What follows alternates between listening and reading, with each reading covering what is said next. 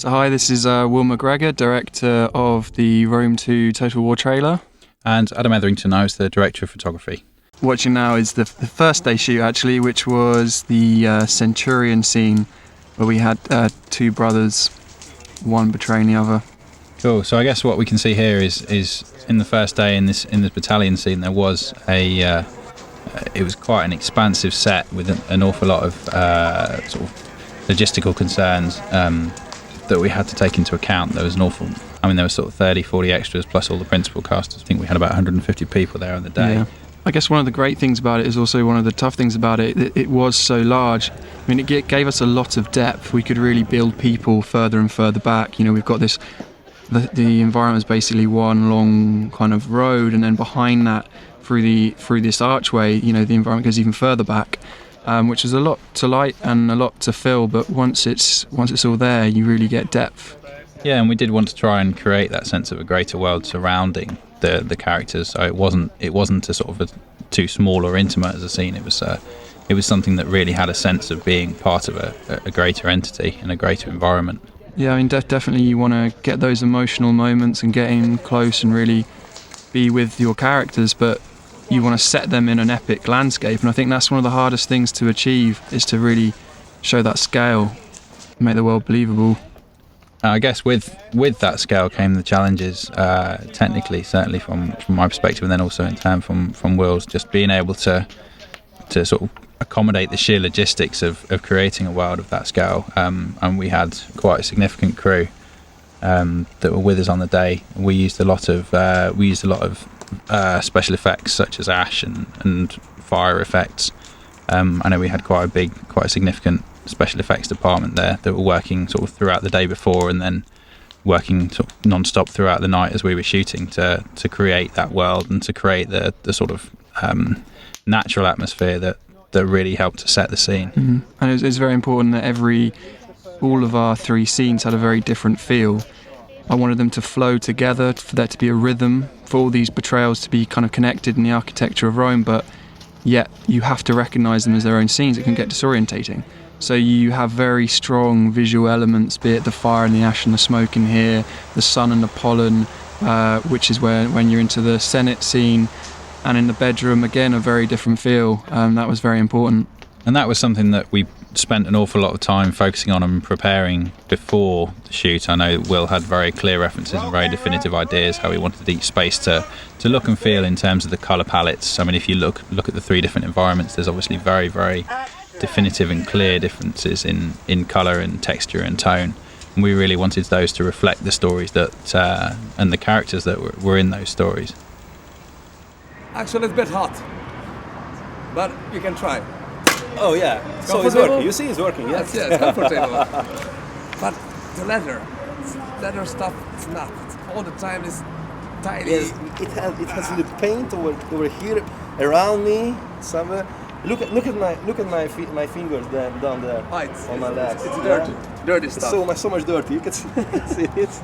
It wasn't. And when we have some fight together, sometimes somebody just put his feet on yours. Yeah, over there. Yeah, it's like ow. So actually, we are soldiers. That's why. No? Looks, man. Thank you. I'm gonna kill him and come back. Yeah. No, like this. Come on, hop. Oh shit. That's great. An important part of kind of getting these guys ready in terms of costume isn't just sort of putting a costume on, is getting them really dirty and kind of grimed up, getting that makeup in there, just to add that extra kind of texture, that dirt and that realism. We shot out in Budapest. We ended up in Hungary, I know, for a number of reasons. Yeah, I mean, actually, there was a few, but one of the best things for me was actually the casting. I think there's just such a look of person that when you put them in these films and the performance they give, they really add to the world. I think that's an important part, the kind of landscape of people's faces as well as the sort of landscape around you. As you can see, there's an interesting face there. Then we've also got Ben, who we've brought out, who's the editor. So he's been out here working, editing as we shoot the film, which is so great to be able to bring him with us. Makes the filming process from day to day a lot easier, and you know what you've already shot and you can look back at it. We started shooting on Friday, and since then we have been putting shots in and assessing it, whereas before I would have got the rushes in London and probably only had 3 days to sort of get it all together. So it's a tight deadline, but me being here has allowed us to get the momentum and the wheel going effectively. The style of the film is a montage which really flows, and there's momentum, a kinetic energy from one shot to another, a lot of which is planned. So you have certain movements, certain movements of the camera, certain kind of choreography that all comes together. And obviously you need to know that's working, so you have an editor to do that. But an additional thing has actually been you get more ideas from it. So you cut together the first day and it informs the second day. And that means that you kind of really can tailor every day with your editor and improve your shot list as you go. We shot on a camera called the Arri Alexa, which is it's sort of leading the forefront in terms of digital image acquisition. It's been used on sort of a fair portion of the sort of upcoming and new release blockbusters that are out there, and we wanted to work with digital image acquisition rather than with film. I guess the kind of the hyper-real, kind of fantastical feel of the film, also getting those details and that texture, definitely for me is a great format for the look we wanted to achieve. We're going to go now, guys. It's no good when the sun's up. Ash, please. Ash, please. One of the additional details, kind of extra depth to the story that we wanted to use is that these two soldiers here are actually twins. And it's not something that everyone gets. The important thing is you get this idea of betrayal. However, this depth going to the fact that we're echoing kind of Romulus and Remus story here of these two twins, it was a nice added detail trying to suggest, the game goes beyond what you're seeing here, or, it's a wider world that you're playing within. And that was another thing as well, working with the extras, kind of positioning them. I know for obviously composition, obviously very much related to what you're doing. Absolutely, I think that's one of the things that it's easy to forget is everyone that's within that frame. Everybody spent an awful lot of time thinking about who's going to be standing where and how that sort of provides the best composition for the image. I mean, you can see that in the wides, and particularly in the sort of the mid-wider shots. We did spend a lot of time carefully constructing that image, and often would sort of would try a few options to see what was the most effective way to get the sort of characters. Yeah, and in a sense you can plan a lot of things, but until you see 50 extras in your frame, and then all of a sudden you go, okay, I can't see anything, there's no depth there, there's just lots of people, and you just keep pushing them back and giving people different starting positions and changing their timing until you get that you hit the sweet spot with the choreography, with the movement of the camera and the people, and all the ash and all the smoke is working together. That's it, and it's a process, but yeah, it's part and parcel.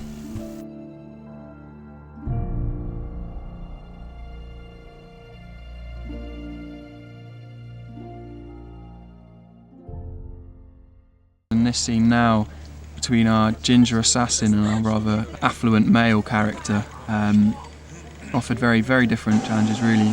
In terms of a very intimate scene, there's something actually which are quite difficult to direct. This shoot gave us a bit more flexibility. We weren't so locked in with these huge this huge amount of extras. And it just meant that we could move around and find extra shots. It's a very creative project with a lot of freedom. You don't often get to work on a long format piece that is, you're normally trying to tell a story in 30 seconds that's often got several scenes, whereas here we can play out each little story. I actually think a lot of value comes through just the way you photograph things on a simple, basic level, almost just the principles of how you film something. Absolutely. And we kept things very simple. That's one thing. I mean, the references that Will brought up, we did spend an awful lot of time looking over those and seeing what worked. And it was very simple techniques and very simple sort of palettes and schemes that worked most effectively. Sort of Will spent an awful lot of time working with the production designer to select the right fabric. It's how you compose an image with colour. If you're telling 3 stories at once, although they are connected by an overall theme, you don't want to disorientate your viewer, and it's just a simple way of separating these worlds. To design the woman dress, we had different options for her, and I love to work with the silk, very, very thin silk material. and she was really beautiful. So she helped me a lot on the fitting, and we had different options also for the earrings, necklaces, and I worked together with a very good Hungarian jewelry maker. In terms of photographing Our Lady, we really wanted to try and be as sort of as complimentary and as positive to her as we could. So we used a lot of fabrics. We shot through a lot of muslin and silk. It's an old technique that used to be used an awful lot back in sort of 50s to flatter a lady's skin tone. So we actually built muslin into our set design and into our environment in order to play on that technique, to soften the image. That's one thing. With shooting digital, it can be a little bit hard at times, so we did try to accommodate for that. Yeah, and I think it was very consistent as well in terms of how we approached every image, in terms of having textures, having depth. It's never better than when you're seeing something in a context which isn't just straight up in front of you. You want to put it in its own world, and creating these layers really, I think, helped that. Yeah, and it did help to create depth to the environment. And one sort of challenge that you always have when you're shooting close-up intimate work, where within the relatively confined spaces, is being able to create depth in the world around your characters. We did try to use fabrics and also light provided by the sort of fire effects that we had in the background to really build that depth into the space and the environment.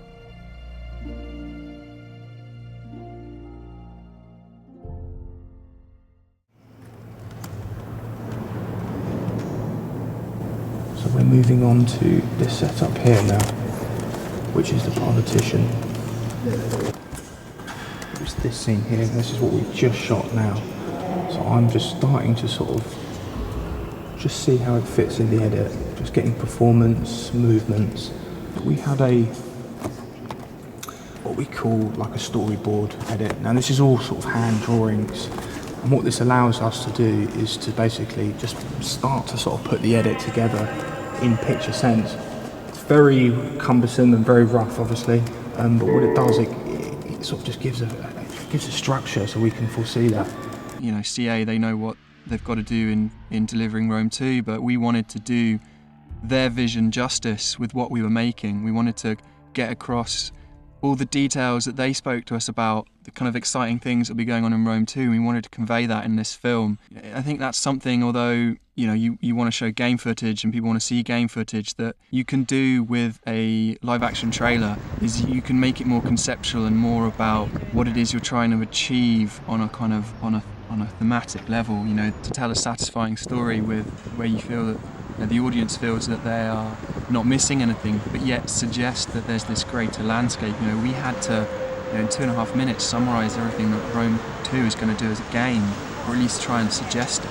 Everybody wanted was to try and use as much sort of reality as we could and try and create as much of the world for real, and then use the CGI here and there to enhance that. This final day and this final scene with the young politician portraying his elder, that was where the CGI was really important to be able to help extend the environment and to sort of create the idea of Rome. And it's difficult because you're seeing a Roman city, it's a matte painting. Doesn't matter how good it is. But one of the things we really tried to do is get people into the film before we showed them these wides, before we went to town. Didn't want to open on these grand wides, which is, is tempting to do, but just felt that if you were in the film, if you'd experienced it and you got into the story, then by the time these big matte paintings come up, you're not gonna notice them as matte paintings. You're in the story, they're just extending the world you're seeing. And I guess you can see in the background there's sort of we were right in the middle of the Budapest city centre, so there was an awful lot of modern architecture and cars and everything around in the background. So it was very much a case of trying to select the way we were shooting, select our angles to really play to what we could sort of pass off as being what we can make authentic and make feel authentic. I mean, you can see in the background of some of this, there's some very large green screens which we had to use to remove that background, and that was then replaced later with matte paintings that were done by the VFX team here in London. I mean, the great thing as well, that you have this replacement and this extension, which you always plan to do, but there are things which, if you don't like, or if you feel there's an issue with which you can improve, and that's not in any way fixing it in post, but just pushing things that little bit further. For example, The shot where the older Senate is grabbed, he gives a fantastic performance in the take we used, and that was by far my favourite performance for him. However, one of the guys who grabs him, there was just a better take for him. So you had one take of the soldier and one take of the senator put together, so you combined both of their best performances. We are enhancing the whole of the background to put the Roman Forum into the background of all of our green screen plates. When we get back to the office, we'll try and recreate Rome in a very basic 3D stage that will give us our depth, and it will allow the director to compose his shot, just get a really nice composition.